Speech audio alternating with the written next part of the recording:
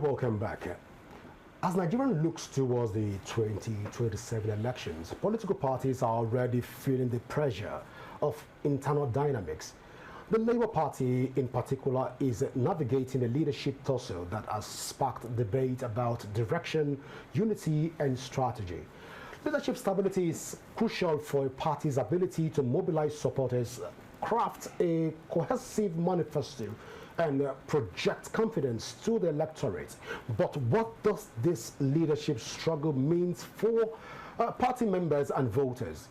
How are internal disagreements shaping parties' prospects, and how might they even impact alliances and campaign strategies in the coming years?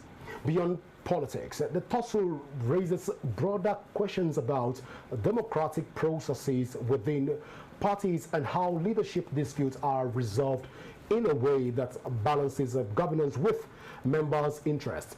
Tonight on Carrero, we'll take a close look at the Labour Party's leadership tussle ahead of the 2027 and elections, examining its implications for the party and broader political landscape. Joining me right now in the studio is Professor Ifagbemi Awamaridi, acting Labour Party chairman. Prof, good evening, and so good to have you join us on Carrero. Good evening, and good evening, Nigerians. Well, Prof, a lot of conversations going on in the Labour Party. First, we understand that the Labour Party have different factions right now. The Apapa faction, the Abure faction, the Madisambo, and right now the Ifagbemi's faction of the Labour Party. Looking at the forthcoming election, where should voters pitch their tent? Well, there is one Labour Party. You see, a political party is just like a bus. It has a chassis, and everything on that bus is based on that chassis. The chassis of a political party is the constitution of that political party. Now, the constitution of Labour Party is 2014 constitution, as displayed as of today on INEC websites. So, as far as we know, anybody who is operating any other law, which is not the constitution of Labour Party, they can call it 2019, they can call it anything, they are not on the bus. They are on another chassis, which is not the chassis of the bus called Labour Party.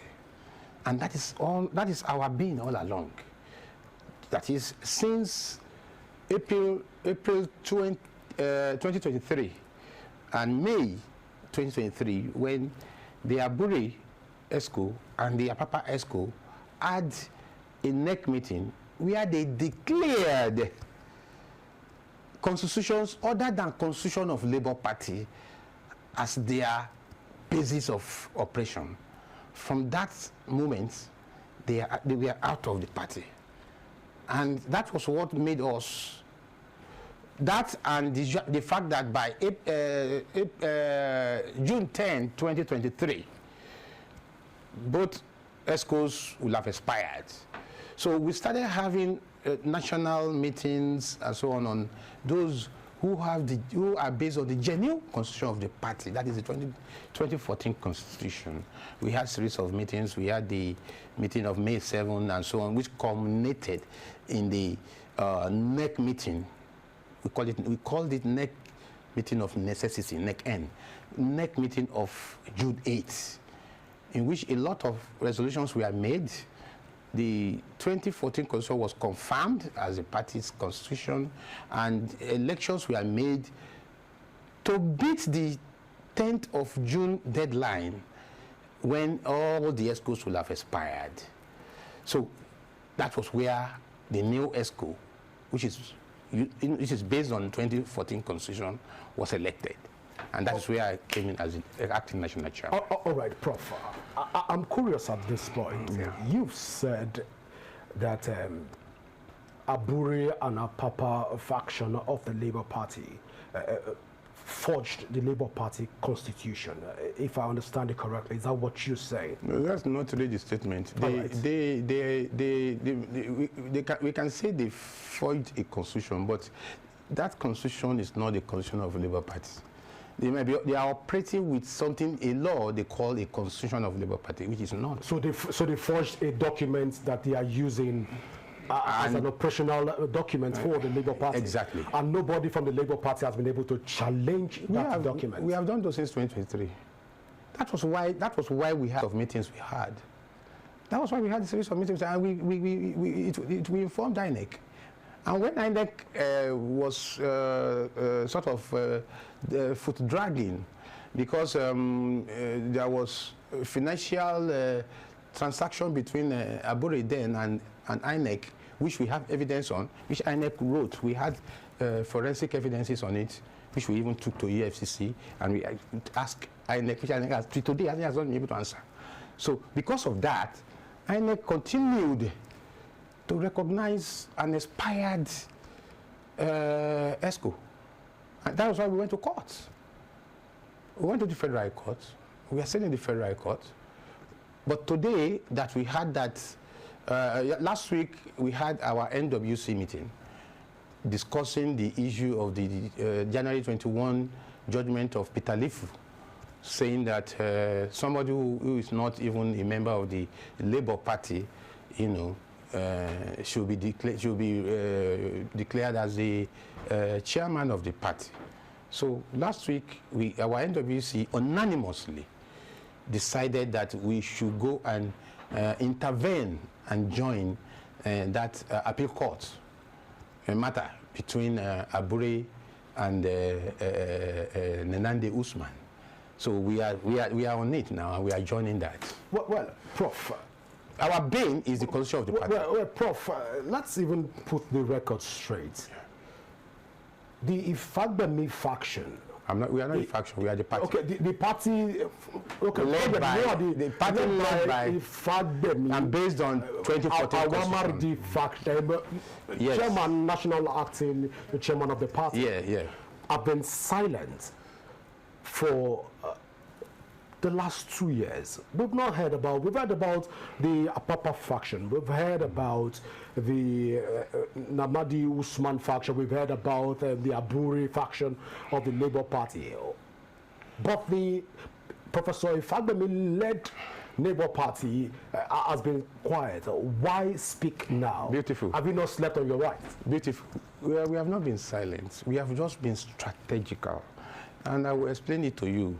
We don't want to be part of the people. I'll give you one story. The story in the Bible where two women were fighting for a child. And one said, when the king asked them, what should I do with this child? One said, you know, let's cut it into two. The other one said, no. If it is cut into two, leave the child. So the king now understood that the one that said they should leave the child is the owner of the child, because cutting the child into two means killing the child. And a mother of the child will not want the child to be cut into two. That is killing the child. So we have never wanted to be in the kind of position where we would demean, you know, the image of Labour Party. We have been operating. INEC is aware. Everybody is aware. We have our structures in the 36 states. But you will not see us in a position trying to demean Labour Party. Because somebody like me, we have been in Labour Party for years. We built Labour Party. In fact, we are the one that made sure that Labour Party was not deregistered in 2019 by what we did, by the tribunal that when I was the governorship candidate of the Labour Party in 2019, I was in the tribunal for 2 consecutive Supreme Courts. We won the Court of Appeal, we won the Supreme Court. That was one of the cases. And the one in Benue, those were the cases that stopped INEC from the registering Labour Party. Labour Party was #1 in the case against INEC for the registration.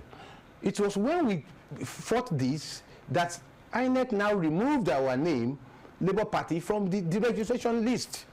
So if we have been in that kind of level where people like us, we are the ones that did not make Labour Party become deregistered.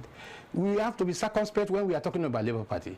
So the kind of way we handle the party is even the kind of way somebody who is just an Andrew Leversott member will handle the party. Because many of the people you see today, they are just Andrew Leversott members, Andrew Leversott candidates, people who just came and already they are going. You know, people who just came and came to the party to just do one or two things. But we are core members of the party, and we cannot afford, you know, to demarcate the party or to reduce the image of the party. We are fighting. What we are fighting for the structure of the party is that we know that at the end of the day, the truth will prevail. Just like I told you now.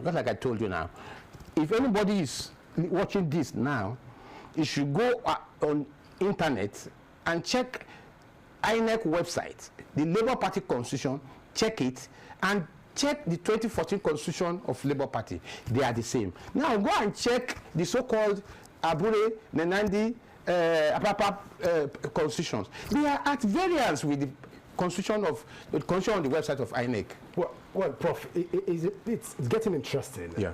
But as it stands right now, Labour Party seems to have some form of a crack because of what we are seeing right now. You've said Abure's constitution is different from what INEC. Usman is also fronting and what other person. But then, if Labour Party is to go into an election right now, do they stand a chance of winning? Yeah.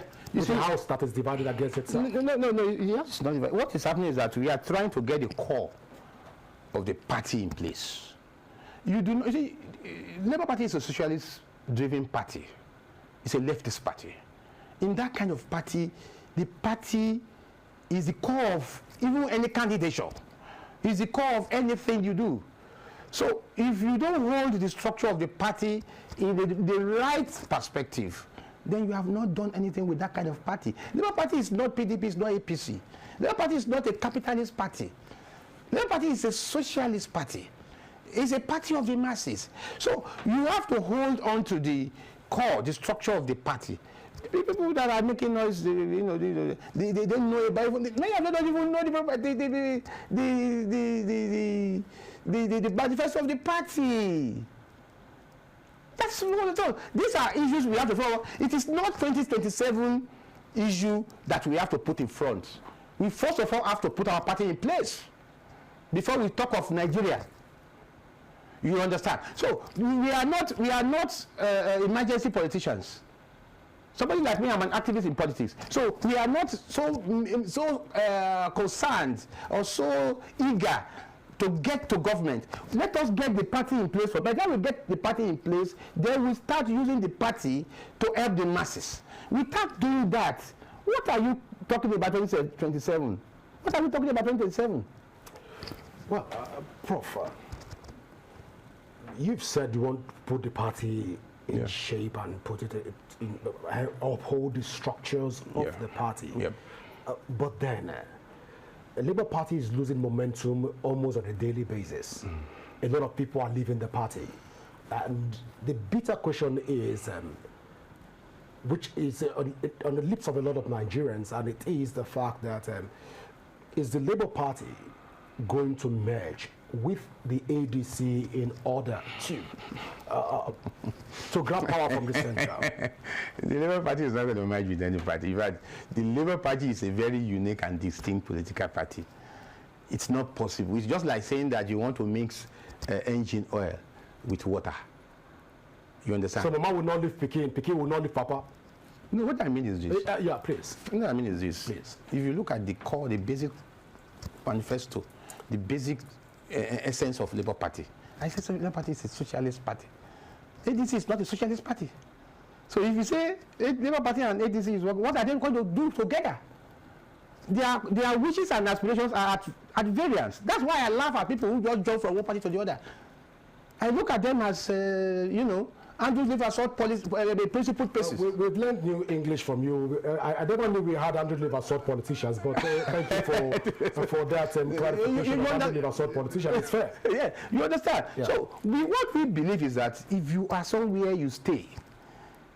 I have been in this party for years and nothing is shaking me. I'm not in the party. I contested 2019 election. I went to tribunal against Sanwo-Olu and so on and so forth. I won in the appeal court, won in the Supreme Court. But despite that, even 2023 I contested, I've already forged the withdrawal of me as a governorship candidate, forged the withdrawal of 40 House of Assembly candidates. Allegedly. I can say that. Allegedly. I can say that because I can say that because I'm the victim. So I cannot say allegedly because I was a victim. And we have the documents. It's everywhere. So, and I was the state chairman. So when I'm saying what I'm saying with authority. So when I say he fought the withdrawal of the governorship candidate in 2023, he fought the withdrawal of all the 40 House of Assembly candidates in 2023, he fought the withdrawal of all the 24 House of Rep candidates in 2023, he fought the withdrawal of the 3 senatorial candidates in 2023. So that was why we had problem. And Lagos made Obi to lose. I will explain to you. We have 7.1 registered voters in Lagos as at that 2023 election. Already, under my leadership, we were mobilizing to register at least 4 million registered voters into Labour Party as members. We have done, I personally have spent more than 20 million on all the logistics and even software to do all that before I've already disrupted everything.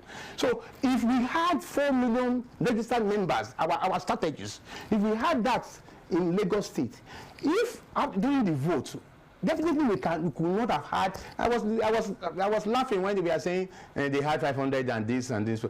If we are planning that at least we should be able to have 3 million votes in Lagos. Imagine we had 3 million votes in Lagos. What would have happened to the presidency? Oh, well, I wish I can all brief for the presidency. But then, mind you, all along in Lagos, our married the leadership of Labour Party and Labour Party has been the major opposition in Lagos to Tinubu. Well, so it will be really easy. If they didn't mess it up, it will be easy for us to tackle Tinubu headlong. Well, Prof. If I me our marriage, I wish we have time to talk more even on Labour parties. So I've been signaled that our time is fast spent. I want to say thank you so much for finding out time to be with us here on Thank you very much. Thank you very much. For viewers, this is how far we can go tonight on Correro. Do not forget that you can leave your thoughts and also leave a comment on our various social media handle currently showing on your screen. And you can also download the Rapid TV app from your Android and iOS devices to keep track of our broadcast. My name is Godwin Sunday. Always remember that peace and unity are the pathways to progress. Do enjoy the rest of your night rest. Bye for now.